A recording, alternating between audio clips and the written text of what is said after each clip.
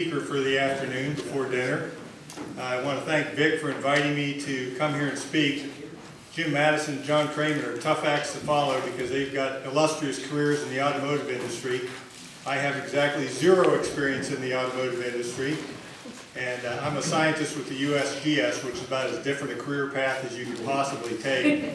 But I have gasoline flowing through my veins just like you all do as well. So what I want to do today is talk about some pet peeves I have. Maybe you've read my articles in the Legend every so often. How many of you have seen those articles? All right, great, most of the people in the room.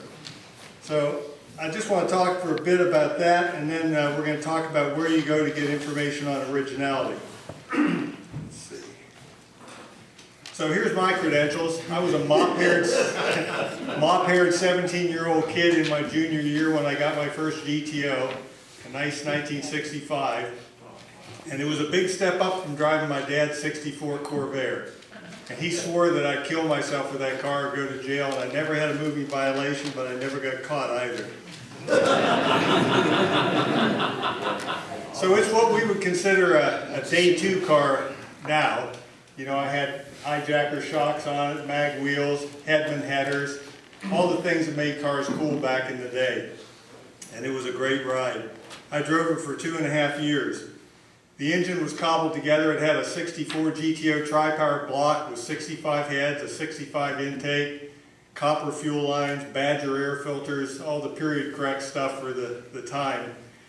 And the car was actually built by an old drag racer named Danny Lattimore, who was famous for racing Oldsmobiles in the Middle Atlantic. Anybody ever hear of Danny Lattimore? I think he's still living, isn't he? I believe so. Yeah, I'd love to meet him. But I never did get to meet him. He sold the car to somebody else. They sold it to me, and I knew it was built by a drag racer, and that was good enough for a 17-year-old. But anyway, there were GTOs all over the place back then, in junkyards, on the streets, and they were all cheap because they were just used cars. I ended up with 27 GTOs so far, all the way from junkers to drivers and restored cars. This is just a smattering of some of the GTOs I bought back in the day. I looked at these cars and added up my acquisition price for all of them. You could have bought every one of these cars if you were me for just over $11,000, which is just over $1,000 each. The ones at the top, the 65, I paid $500 for. The 68 had a blown rear end. I paid $220 for it. It was an HO car. There were lots of GTOs available cheap back then.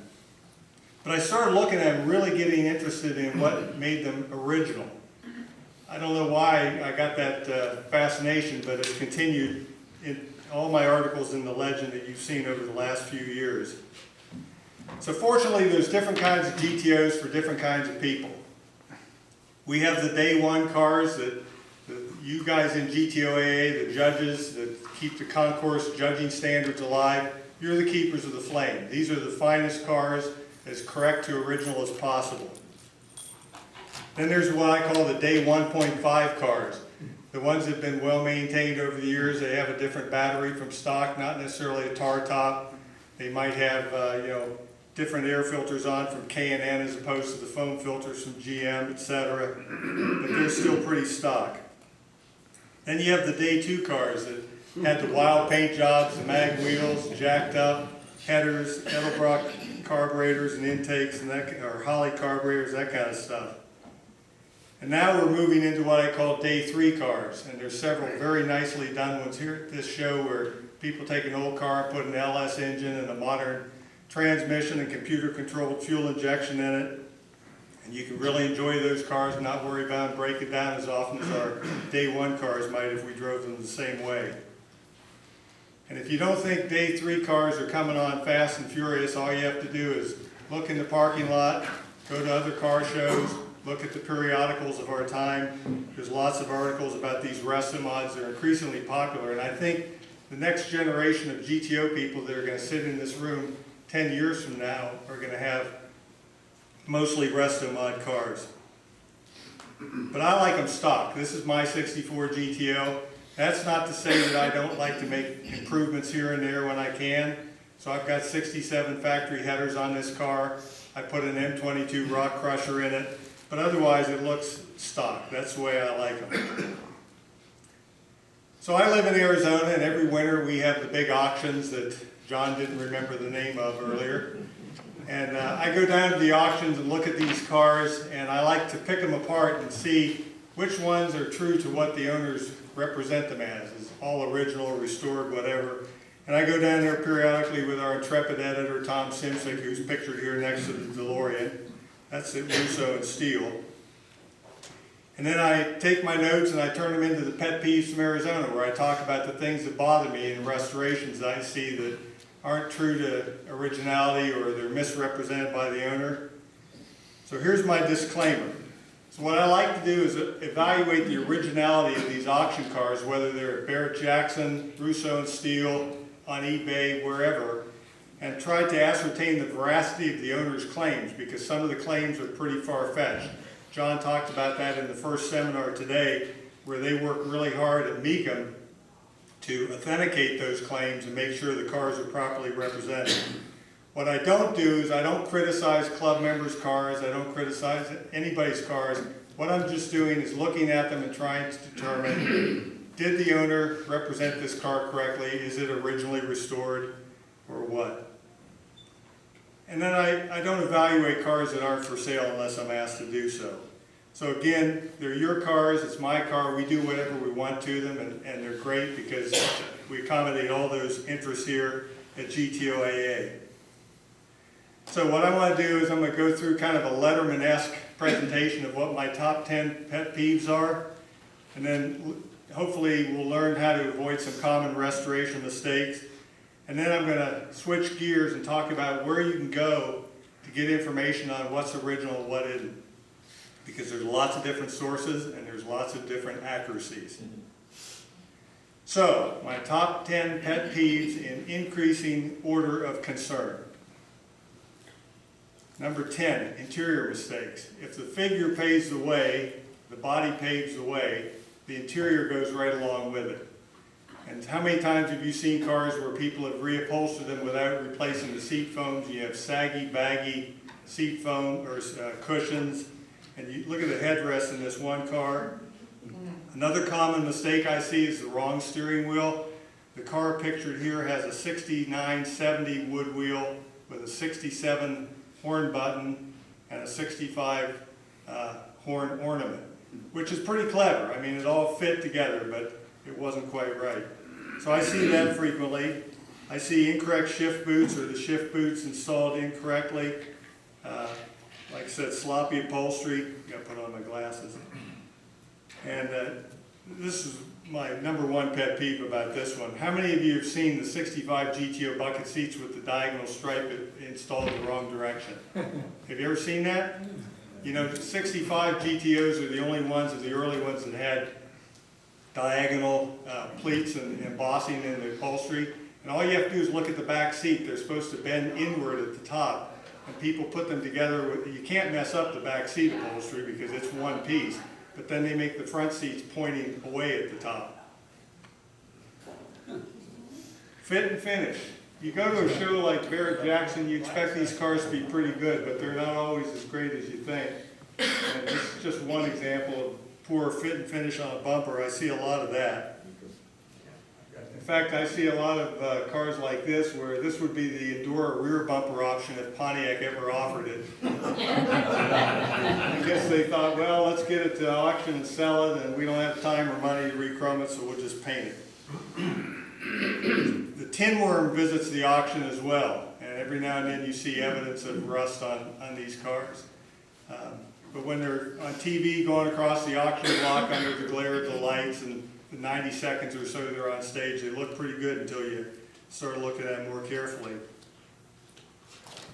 Here's another example of fit and finish. This was a really high-end Judge restoration, and you can see they failed to put in the little rubber bumpers that protect the sides of the fender from the hood rattling back and forth as you drive down the road. And I always wonder when I see these little details, because the devil's in the details. If you want 700 points for a concourse car at GTOAA, you've got to pay attention to this stuff. And you have to wonder, did they torque the rod nuts properly if they were this sloppy with the exterior execution? Pet peeve number 8, hood tack finish. I can't tell you how many cars, probably over 50%, have the bottom part of this hood tack painted body color instead of flat black, so it doesn't glare at you when the sun hits it. This guy even thought it needed a couple of extra screws in the front to hold it down, which the factory didn't put in. So that's a ruined hood and a ruined hood tack. Then, speaking of fit and finish and misjudgments, I see a lot of problems with Endura bumpers. Usually they're improperly aligned, but this person was so creative, the factory never used a rubber gasket between the Endura bumper and the fender. But these people went to great trouble to make sure that they put it together that way. And it doesn't look too bad, but it doesn't look stock. Here's an example of a misaligned Endura bumper. And you see the judge emblems on the fenders all over the fender. They move all around so that people don't have reference material to know exactly where to put them. Here's a 69 Judge where somebody painted the underside of the hood and the upper ram air pan carousel red, which is not correct. I'll get to the stickers. So here's 4 judges at one car show in 1 year, all having different grill treatments, none of which are correct for a 69 Judge. That's what it's supposed to look like. So we have so many references available to us to correctly restore a car now, more than at any time in the history of GTO restoration. So if there are personal executions where people like it a particular way, that's one thing, but most of these I think are mistakes. Pet peeve number 6, hood scoop issues. It drives me crazy to see GTOs with the interior of the hood scoops painted body color. It's supposed to be flat black. And I probably see 50% of the cars at auction painted like this. You don't see this very often. It's kind of cool. I can live with that, but the factory never chromed the hood scoops on a 66 or 67 GTO. Here's a 64 GTO with a beautiful set of what must be repro hood scoops, but the valleys in between these little ribs are not painted black as they were from the factory. So if that's not a personal choice, it's sloppy execution of an otherwise nice restoration on a good car. Again, you have to wonder what's in the engine that got forgotten or missed. Here's a Ram Air Nun that at least they get credit for having painted the interior of the hood scoops flat black, but there's not much air getting through that set of scoops. Another thing you see moving around a lot is the position of the Ram Air stickers on 69 and 70 GTOs, well also 71 and 72s with Ram Air. But that's too close to the driver. This is more correct, farther forward. And this is where we have information for sure. This is the assembly manual for the 1970 GTO. And notice that the engineers, it's really hard to see because the copy is poor, but the measurements they made were to the 100th of an inch in typical engineer fashion. One thing that's really interesting about this though, notice it's got a 68 bumper on it. I'm not sure why the 70 assembly manual for the GTO would have pictured a 68 GTO, because that's the only year that had the Pontiac Arrowhead on top of the Endura bumper. Just one of those things we're left to ponder. Pet peeve number 5, engine compartment mistake. Wrong engine color. I see 66 and up engines painted robin egg blue. I see earlier engines painted silvery blue like the later engines. Wrong tri-power. High-end cars with cheap parts store radio caps. 1 year, as I was showing, there was a 63 split window coupe done to NCRS standards, National Corvette Restoration Society. It was beautiful. Fuel injection car. It had like a Pep Boys 4-eared radiator cap on it. I don't know why they would have done that when the rest of the car was perfect. You also see chassis black sprayed on everything under a hood, air cleaners with displacement stickers. We'll get back to that. The wrong air cleaner, wrong brackets. The bottom line is anything that people can do wrong will appear. They'll do it wrong somewhere. So here's an example of chassis black sprayed all over a brake booster. You can see that they got a little overspray on the fitting and the line. That's just really sloppy. This is a car that's going to roll across the block and conceivably bring big money. But if somebody's trying to restore that or sell it as an investment, they've got a lot of work to do. This one amazes me. This is the heater hose bracket, and it's supposed to be rotated 90 degrees with this tab inserted into this hole and this bolt where this square bolt is. Somebody actually had to cut that out, a hacksaw probably, find a square bolt. I don't know why they did that. Why do you want a square bolt? Put a square bolt in a round hole. This battery's been beat on, and you'd think that would be in a car like the one I just showed you, but it was in a red-on-red 69 Ram Air 4 4-speed GTO that sold for a fortune. Maybe it didn't start one day, so somebody took a hammer or an extension and just beat on that battery to get it to connect. You got to wonder why people do that kind of stuff on a high-end car. Anybody know what's wrong with this picture?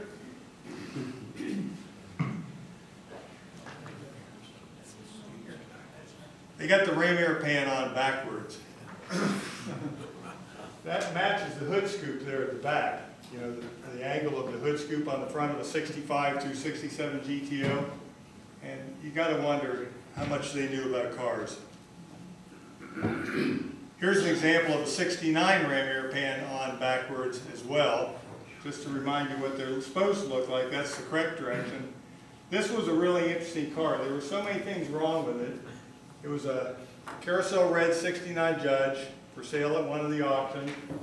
The air cleaner was on backwards. It had a 1968 YC Catalina engine block in it. The negative battery cable came all the way from the battery and attached over here on the opposite side of the block for reasons unknown. The positive crankcase ventilation somehow incorporated some material coming out of the valve cover, which the factory never did. This car was a mess. And I think, I'll show you in a subsequent slide, I think they had the word original used 8 times on the description of the car. Pet peeve number 4, less than accurate seller claims. These are all quotes, original or all original, numbers matching, correctly restored, Survivor 1 repaint. Well, how can it be a Survivor if it's been repainted? It's no longer a Survivor. Here's the description that was on that car with all the with the Ram Air pan on backwards and whatnot. Original was used all these times in this paperwork, and it was not original. They also said it had the original T-bar shifter. It had a T-handle shifter, but it said Hurst on it. But the car has a 4-speed in it, so it should have had the shift pattern on it if it was the original shifter for a 69 Judge. Again, not original. This is a dictionary definition of immaculate that's rarely applied to automotive specimens correctly, as you can see, undefiled or unsullied, unless you don't drive it, I guess. Some people call their cars a head turner. There's a head turner. Sadly, it's a 64 GTO. You can see the wood wheel got toasted in that inferno.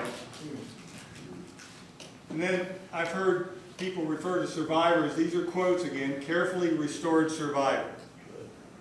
Survivor with newer refinish. Unrestored 1 repaint. None of which makes any sense to me. This junk car down at the bottom might look like it's ready for the scrap heap. I took that off eBay. That's one of the 220-some Ram Air 2 cars. Somebody, I think they wanted a $10,000 starting bid for that. I don't know what it sold for, but it was probably worth it. Then a lot of people say a car is 100% original. I read an article about a guy that had a 69 Trans Am years ago that had less than 1,000 original miles on it, had the factory spark plug wires, factory spark plugs. That's amazing. That's a Survivor. In that case, factory air referred to what was in the tires, not in the HVAC system. A lot of people, particularly in the Northeast, I see ads that say the cars are mint. Well, the dictionary says that's uncirculated, unmarred, fresh from the place of manufacture. That doesn't really apply well to cars. Investment quality. We all know what that means. It's going to be expensive, very rare, or a tribute car.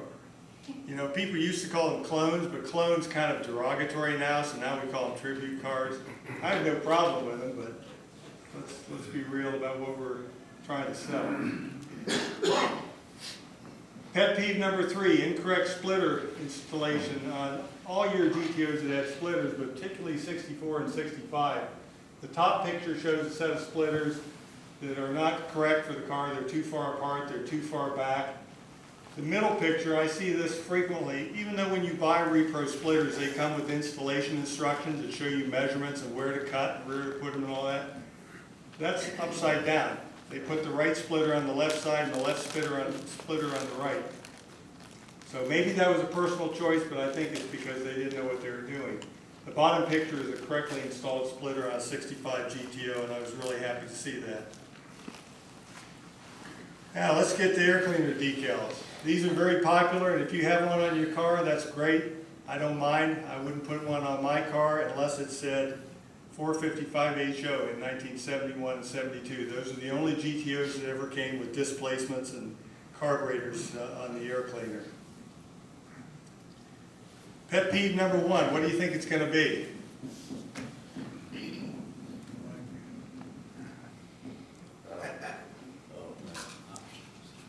This is so messed up, I don't really know what to say. I will point out, it does look like a pretty well-preserved 66 tri-power, but it's painted robin egg blue, which was correct for 64 and 65 tri-powers, so they didn't even get the color right.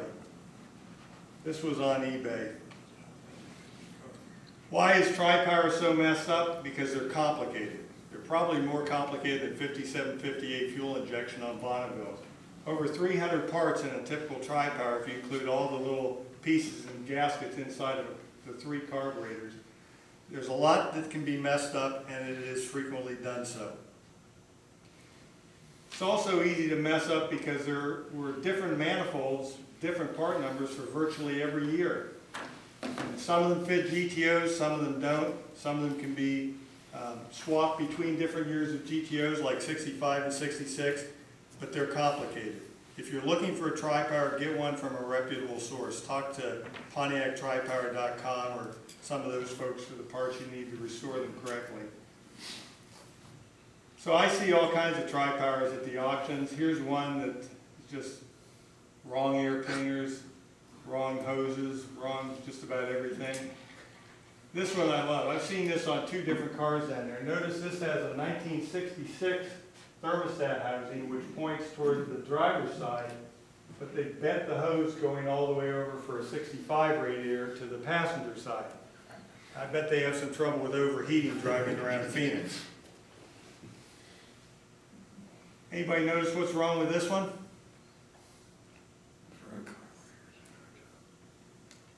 It's got a center card in the front. Wrong valve covers. That's the rear carburetor on the front, and front carburetor on the rear. So they could have used repro linkage to get mechanical, but instead they had to use aftermarket mechanical linkage on the other side of the carburetors.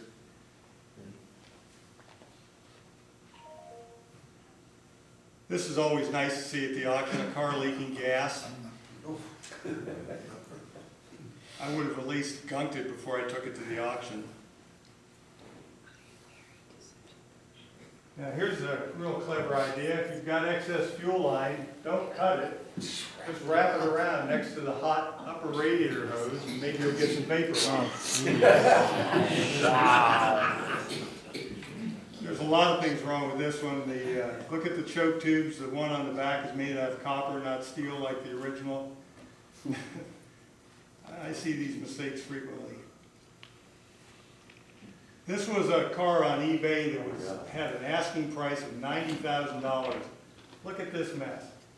I don't even know where this choke tube is going. There's nothing connected because it's supposed to go up here. Carburetors look terrible. This linkage rod is not correct for a GTO. I don't know what it's correct for. It may be homemade. But if I bought a car like that, I'd be very disappointed when I popped the hood and got it home. So where do we go to find out what's correct or original? Everybody has their favorite source, I'm sure. But what does it mean to be correct? Is it functional? So let's say you bought a GTO brand new, and it came from the factory with an AC air filter and an AC oil filter, but over the years you've replaced both of those with Fram. Is that correct and original? It fits your car. It does what it's supposed to do. Do we have to have a car that's a survivor to be original?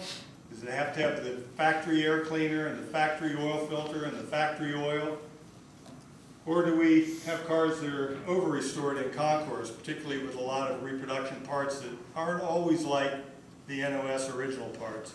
More on that in a minute. So you could go to dealer brochures, you know, the factory photographs that show the engine and various aspects of the car. Here's a couple of examples. The Tri-Power on the left is in the 65 and 66 dealer brochures, but the Tri-Power is a 65 Tri-Power, so it's not correct for the 66 one. If you were a hobbyist looking at this, trying to recreate the correct linkage for a 65 GTO, this is not it. This is a hybrid. This lever extension here, called the J-bar, is correct for a 65 only, so that part's right. But this setup right here is correct for a 64 with mechanical linkage. So it's a hybrid between the 64 and the 65, and to the best of my knowledge, that was never released in early production, late production. It was something completely different. Also, if you look at the splitters on the right, they're seamless. But the original splitters produced by the factory and thankfully by the aftermarket are rolled and spot welded on a seam. So they never made an exhaust splitter that looked like that. Here's a couple other pictures from dealer brochures. This is the 4-barrel engine from the 65 dealer brochure. They were never domed from the factory. They were flat as a pancake from 65 through 67. So you look a long time for one of those. If you found one, buy it, because it's probably a prototype or something like that. And then the 67 brochure showing the Hurst dual gauge shifter has a big mistake in it. Anybody spot it? The letter is reversed. Well, 67 consoles all had a wood grain top, including the console door. That's got a 64 through 66 console door on it. Those cars never came from the factory looking like that. Here's a picture of a 66 GTO in their dealer brochure. It's got 8-lug wheels on it. 8-lug wheels will not bolt onto a GTO from a Pontiac because of differences in the spindles and the brake drums. This must have been a pre-production prototype, which would have been really cool if they would have introduced 8-lug wheels on the 66 GTO, but they never did. Here's a picture from the 69 dealer brochure of a Ram air cleaner on, supposedly on GTO, but they never made one that looked like that. I showed you some previous slides showing the one installed backwards and the one correct, and they were never boxy like this one was in the front. 69 Judge in the dealer brochure is full of pre-production things, including this strange stripe that ends in the Judge on the door. That was never released. The spoiler never wrapped around to the bottom of the quarter panel like on this. So that was clearly a prototype car, pre-production. But they're rushing to get these dealer brochures into the dealers before the cars were there, so they made some mistakes along the way. Can you trust factory shop manuals?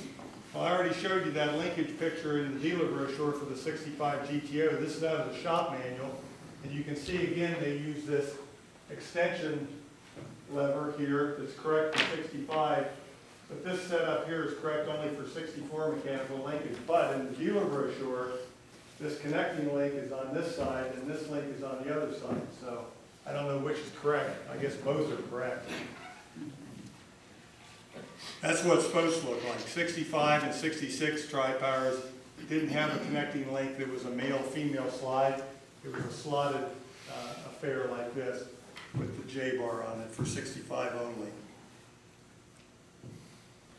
Shop manuals also show different images of engine blocks that aren't correct. Pete McCarthy pointed out that these 64 and later shop manuals, most of them show a 61 389 block, which is not going to lead you down the wrong path necessarily on a restoration, but I just pointed out to show what I call factory faux pas. And then the 68 or 69 block is shown in the 70 shop manual. And you can tell it's pre-70 because it has only 2 motor mount holes on each side. So that's a dead giveaway on that one.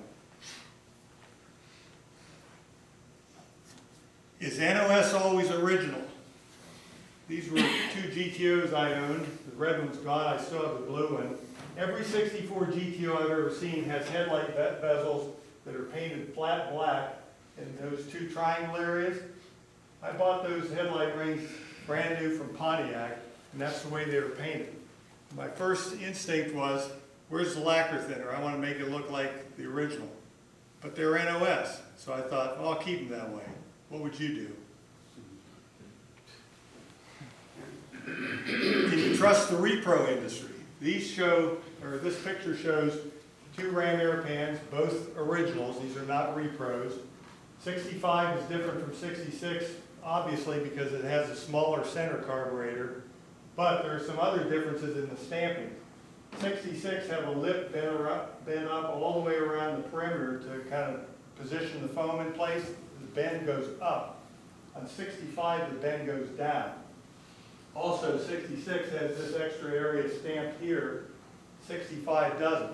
All the repro metal ram air pans you buy for either year are based on this 66 stamping, but they've modified it to make a smaller hole for the center card. So if you have a reproduction 65 metal ram air pan, stamping is not absolutely correct. Can you trust period literature? Here's an ad I found in a 1965 edition of Look magazine that shows a hubcap that never entered production on a 65 GTO. It was only used on Pontiacs. It was a 14-inch hubcap. The wire wheel for the 65 GTO is shown at the bottom. I don't know why they picked that other one. Maybe it looked better to the cameraman. But that would be misleading. If you were looking for a set of hubcaps for your 65 GTO, you'd never find that one for sale at a GTO meet. How about the aftermarket literature? Is it a good source of information? Yes, absolutely. But everybody makes mistakes. I've written several books myself, and every one of them's got a mistake. This is a picture of what's supposedly the Hurst shifter that came in GTOs, but it's not a Hurst shifter that ever came in a GTO because it's flat. All the GTOs had round shifter handles on, or levers on them. Here's the book showing the Hurst shifter. Well, that's not a Hurst shifter, that's a GM shifter in a Power Glide car. Not Power Glide, Super Turbine 300, excuse me. So there are little mistakes like this, but like I said, it can be misleading if you're a novice and you're trying to restore your car and you don't know where to turn and you have one or more of these references, but not maybe all of them. Here's a beautiful 64 GTO pictured in one of those books. Obviously, it's got aftermarket mag wheels on it, but it's also missing the wheel well trim. All 64 GTOs came from the factory with wheel well trim. So that could be misleading to a hobbyist and think, well, I'll restore it without putting these ugly chrome trim pieces on. So Pete McCarthy said it really well in this book. He said, my point in writing this chapter is, again, not to criticize any particular author or publisher, but to encourage the reader to discipline himself to expand his perception. Only in this manner can the truth be found. None of the experts, myself included, know it all. Often we fall victim to the temptation to use our reputation to convert an assumption to reality. The study of Pontiac lore is a fascinating and endless pursuit. Many mysteries remain to be solved. Persevere, it's worth it. That's what I've been trying to do for a long time. There's a lot of questions I still have, and I never say never with the Pontiac because there were some weird things that were done and weird things that were released. But there's a lot of information available to help try to solve some of these puzzles. Here's some of the resources that I think are most important. Obviously, we have Jim Madison at PHS to figure out what the pedigree of our cars is, which is really great. The restoration guides we have, engine rebuilding books, books on GTO showing all manner of options and photographs of different angles. Eric White's GTO Identification Guide, which is one of the best books, one of the most frequently used on my bookshelf. And then we have the Legend and Tech Advisory staff. and other sources of information. So, in an effort to get you all out to dinner early, my final words are buyer beware. If you go to one of these auctions or you bid on a car on eBay, make sure you get all the information you need or get the help you need to ascertain the originality of it if that's important to you.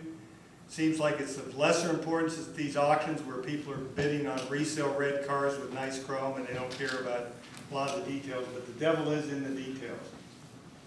Lots of people out there are experts that can help you do that and evaluate the value and originality of the car. So, with that, if there's any questions or discussion, I'd be glad to stay up here and talk to you. Yes, Dick. In my line of work, converting headlights to electric, I hear this often that guys say, even though my headlights don't work, I want to keep it original. What does original to you mean? Well, it's got to work first and foremost. That's what I tell them. Headlights are worthless if they don't work. So what's original really mean? Well, you know what? A few years ago, I think it was Wichita in 2011, there was a guy whose name escapes me. He had a black 64 GTO. Somebody here will remember it. It had 8,000 original miles before it was rolled over on its roof. You remember that car? And he restored the car, but he kept as much of it original as possible. And he said, you know, I have the original rubber fuel line for this car. He had it in the back seat. Of course, the judges wouldn't like you bringing in a 50-year-old rubber fuel line on GTO. But he had it. That's the most original thing I've ever seen about a car, I think. But it's got to work. In his case, it didn't work. It was just in the back seat to show people. Yeah. Anybody else? Yeah, I got a question. Okay, go ahead. For example, some things you can improve your GTO or any Pontiac, maybe in any old car. Let's say you have over 10-to-1 factory compression, and you put a high torque mini starter instead of a bulky factory starter. Let's just throw that out. And does that really hurt its value? Your car will start better, yet it's not original. So when you make something that seems to be a real, true improvement, it doesn't stand out like a sore thumb. Is that not good, or what's your feelings about that? Well, I'm Because I very think that's much, my car. I have a 68 GTO convertible. I'm very much in It's all favor. original pretty much on the hood, but that's one thing that I did it to original. As long as it When doesn't- I put an IMI starter. As long as it doesn't sound like a Chrysler starter, I think that's great. Yeah. That doesn't sound like a factory starter. Yeah, I mean, if your car is going into the Smithsonian, maybe you need to have the right starter on it, but if your Yeah. car starts and you use it and drive it, I Yeah. think that's perfectly acceptable. Like I said, I put an M22 transmission in my car last year because I've always liked the sound of those transmissions. You can't really tell by looking at it underneath, it's not stock, but you can hear it when it goes down the road. But I like it, it's my car, I can do whatever I want to it. There you go. Some questions here, yeah. To get a car appraised by someone, what do you look for? To find a person, Well, to find a person that can praise the car and give you a decent number, you know. well, I saw there was a table out here, I don't know anything about the operation of the individual, but I think somebody's here that does that, isn't that right? Yeah, let's look at our appraisals, and he's a real good guy. There you have it. The problem is he's on the East Coast and I'm in Wisconsin, so. So I mean, he knows you're- people that'll travel, and he will travel as well. Really. And he's I'll have to talk to him, I guess. And there are lots of others listed in Hemmings Motor News. Testron Technologies is another one. Yeah, there's Is just there an plenty of them. association or something that they belong to usually? Not that I'm aware of. Well, I could be an appraiser then. Anything else? What do you think about my question, is NOS the same as original? What would you do with those headlight bezels?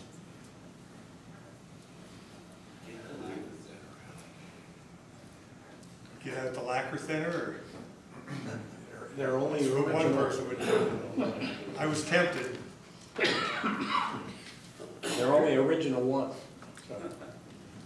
That's true. Where did you buy the NOS? Pontiac. Okay. Didn't parts like that change from early to late model of the car, or the 63, series, or my 64 GTO, the build 63. So it's an early one, but late 64s had, you know, a few little changes like that. Yeah, you're absolutely right. Tail light lenses of the 64 GTO, there's at least 2 different kinds. The color marimba red, there's a marimba red early and a marimba red late. I don't know what the difference is. I've never found the formulations listed, but yeah, there were some mid-year changes. That wasn't one of them. It's your car, do what you want. Drive it like you stole it. You get suppliers that change. Pontiac didn't make everything. That's a good point. Things that come from suppliers, sometimes they have to change suppliers. And the factory is going to be willing to accept minor changes in order to feed their assembly line. Yeah, that's a good point. What are some of the rarest options you see on 64 and 5s? In all my searching in junkyards, trying to get one for myself, I've never seen a remote trunk release. I've got one on my car. Do you really? I do. I'll give you $20 for it. No, I'd love to show it to you later this afternoon. I want to see it. Okay? Does it work? Yes, sir. Okay. Functional is important. It's an $11 option back in the day. Didn't a lot of those freeze up because water got in the floor pan and rusted the cable? Along the edge where it runs through the door seal, yes. Yeah, I'll look for you later. I'm out in the parking lot with outdoor unrestored. Outdoor What restored. color is your 64? It's a 65 and it's burgundy. Okay, I'll look for it. Anybody have one cheaper than that?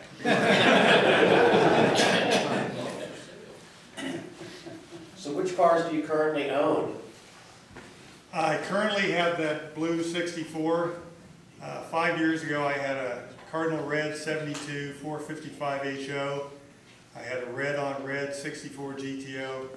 Because I got older and got grandkids and had less time to work on them, I decided to thin the herd a little bit. Somebody asked me the other day, do you think you'll get another one? I said, if the past is any indication of the future, it's, yeah. I'll find something. Especially if I can get it cheap. Hard to do now. It really is. Prices have gone through the roof. The economy's tanking, the prices of our cars are going up. It's unbelievable. I don't understand that. I'm not an economist. I don't think they understand it either. Apparently not. Apparently not, right? Not today, for sure. Certainly not the Fed. Certainly not. Well, it's been a real pleasure. I love talking about owning and driving GTOs. Just ask my long-suffering wife down here.